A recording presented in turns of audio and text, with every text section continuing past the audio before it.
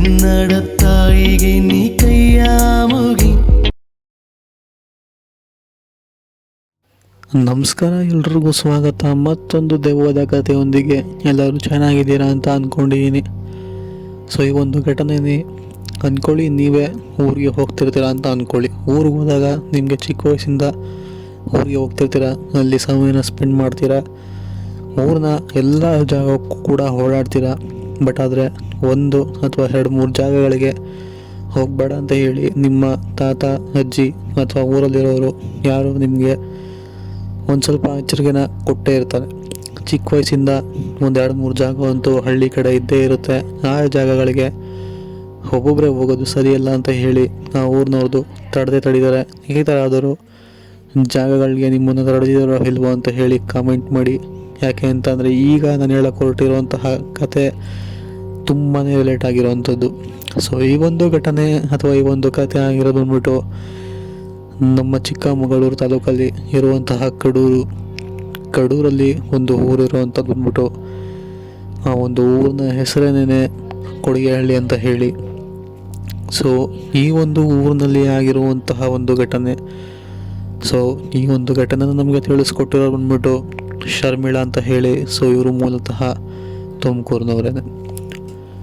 ತುಮಕೂರಿನವರಾಗಿದ್ದು ಇವರ ಅಜ್ಜಿ ತಾತ ಇಬ್ಬರು ಕೂಡ ಆ ಒಂದು ಕೊಡಿಗೆಹಳ್ಳಿಯಲ್ಲಿ ವಾಸವಾಗಿರುವಂಥದ್ದು. ಸೊ ಇವರು ಯಾವಾಗಲೇ ಸಹ ಊರಿಗೆ ಹೋದ್ರೂ 1-2-3 ಜಾಗಗಳಿಗೆ ಅಲ್ಲಿ ಒಬ್ಬೊಬ್ಬಳೆ ಹೋಗೋದು ಸರಿಯಲ್ಲ, ನೀನು ಯಾವುದೇ ಕಾರಣಕ್ಕೂ ಹೋಗಬೇಡ ಅಂತ ಹೇಳಿ ತುಂಬಾ ತಡೀತಿರ್ತಾರೆ. ಸೊ ಇವರು ಕೂಡ ಚಿಕ್ಕ ವಯಸ್ಸಿಂದ ಈ ಒಂದು ಕ್ಯೂರಿಯಾಸಿಟಿ ಉಟ್ಕೊಂಡ್ಬಿಟ್ಟಿರುತ್ತೆ. ಅಂಥದ್ದು ಏನಿದೆ ಅಲ್ಲಿ, ಯಾಕೆ ಹೋಗೋದಕ್ಕೆ ಬಿಡೋದಿಲ್ವಲ್ಲ ಅಂತ ಹೇಳಿ ತುಂಬಾ ಕ್ಯೂರಿಯಾಸಿಟಿ ಹುಟ್ಟಿಸ್ಕೊಂಡು ನಂತರ ಆ ಒಂದು ಜಾಗಗಳಿಗೆ ಹೋಗೋದನ್ನ ಅವಾಯ್ಡ್ ಮಾಡಿಸಿ ಹೇಗೋ ಇರ್ತಾರೆ. ಬಟ್ ಸ್ವಲ್ಪ ಏಜ್ ಆಗ್ತಿದ್ದಂಗೆ ಶರ್ಮಿಳಾ ಅನ್ನೋರು ಹಾಗೂ ಅವರ ಮದುವೆ ಕೂಡ ಆಗುತ್ತೆ. ಸೊ ಮದುವೆ ಆದಮೇಲೆ ಅವರ ಹಸ್ಬೆಂಡ್ ಇಬ್ಬರು ಕೂಡ ಅವ್ರ ಊರಿಗೆ ಅಂದರೆ ನೇಟಿವ್ಗೆ ಹೋಗಿರ್ತಾರೆ. ಅವರ ತಾತ ಅಜ್ಜಿ ಹತ್ರ ಮಾತಾಡ್ತಾ ಟೈಮ್ ಸ್ಪೆಂಡ್ ಮಾಡ್ತಾ ಇರ್ತಾರೆ. ಬಟ್ ಈ ಒಂದು ಶರ್ಮಿಳಾ ಅನ್ನೋರಿಗೆ ಒಂದು 3-4 ಜಾಗಗಳಿರ್ತಲ್ಲ. ಸೊ ಅಲ್ಲಿ ಇವರು ಹೋಗಬೇಡ ಅಂತ ಹೇಳ್ತಿರ್ತಲ್ಲ, ಅಲ್ಲಿಗೆ ಹೋಗಲೇಬೇಕು ಅಂತ ಹೇಳಿ ಇವ್ರ ಹಸ್ಬೆಂಡ್ನ ಕರ್ಕೊಂಡು ರಾತ್ರಿ ಅವರ ತಾತ ಅಜ್ಜಿಗೆ ಗೊತ್ತಿಲ್ದಂಗೆ ಹೊರಟು ಬರ್ತಾರೆ. ಸೊ ಹೊರಟು ಬರ್ತಿದ್ದಂಗೆ ಅವರ ಹಸ್ಬೆಂಡ್ ಇದ್ದಾರಲ್ಲ, ಸೊ ಅವರು ತುಂಬ ತಡೀತಾರೆ. ಅವರು ದೊಡ್ಡವರು ಏನು ಹೇಳಿದ್ದಾರೆ ಅಂತ ಅಂದರೆ ಅದರಲ್ಲಿ ಒಂದು ಅರ್ಥ ಇರುತ್ತೆ. ಅಲ್ಲೆಲ್ಲ ಹೋಗೋದು ಸರಿಯಲ್ಲ ಬಾ ಅಂತ ಹೇಳಿ ತುಂಬಾ ಒಪ್ಸೋದಕ್ಕೆ ಪ್ರಯತ್ನ ಪಡ್ತಾರೆ. ಆದರೆ ಇವರು ಒಪ್ಪಕ್ಕೆ ರೆಡಿ ಇರೋದಿಲ್ಲ. ಅಂಥದ್ದೇನಿದೆ ನೋಡೋಣ, ಏನಾದ್ರು ಇದ್ದರೆ ವಾಪಸ್ ಬರೋಣ, ಬಂದು ಅದಕ್ಕೇನು ಮಾಡಿಸ್ಬೇಕು ಮಾಡಿಸೋಣ ಅಂತ ಹೇಳಿ ಹೋಗ್ತಾರೆ. ಅದರಲ್ಲಿ ಮೊದಲನೇದು ಬಂದ್ಬಿಟ್ಟು ಒಂದು ಬಾವಿ ಇರುತ್ತೆ. ಸೊ ಆ ಬಾವಿಯಲ್ಲಿ ನೀರು ಇರೋದಿಲ್ಲ, ಒಂಥರ ಒಣಗಿರೋ ಬಾವಿ ಅಂತಲೇ ಹೇಳ್ಬೋದು.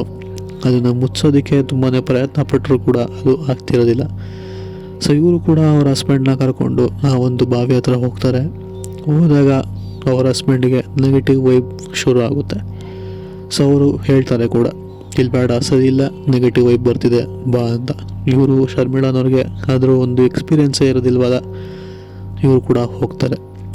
ಹೋಗಿ ಆ ಒಂದು ಆ ಬಾವಿ ಸುತ್ತ ಓಡಾಡ್ಬೇಕಾದ್ರೆ ಒಂದು ಕಲ್ಲನ್ನ ಹಿಡಿದು ಕೆಳಗೆ ಬೀಳ್ತಾರೆ. ಬಿದ್ದಾಗ ಅವ್ರ ಕಾಲಿಗೆ ಹಿಟ್ಟಾಗುತ್ತೆ, ರಕ್ತ ಕೂಡ ಬರುತ್ತೆ. ಆ ಒಂದು ರಕ್ತ ಬರ್ತಿದ್ದ ಕಾರಣ ಶರ್ಮಿಳಾ ಅನ್ನೋರ ಬಟ್ಟೆನ ಹರಿದು ಒಂದು ಸ್ವಲ್ಪ ಭಾಗನ ಹರಿದು ಆ ರಕ್ತಕ್ಕೆ ಅವ್ರ ಹಸ್ಬೆಂಡ್ ಕಟ್ತಾರೆ. ಆಗ ಗದರ್ತಾರೆ, ನಾನು ಹೇಳ್ದೆ ನಿಂಗೆ ಇಲ್ಲೆಲ್ಲ ಬರೋದು ಸರಿ ಇಲ್ಲ ಬಾ ಅಂತ ಹೇಳಿ.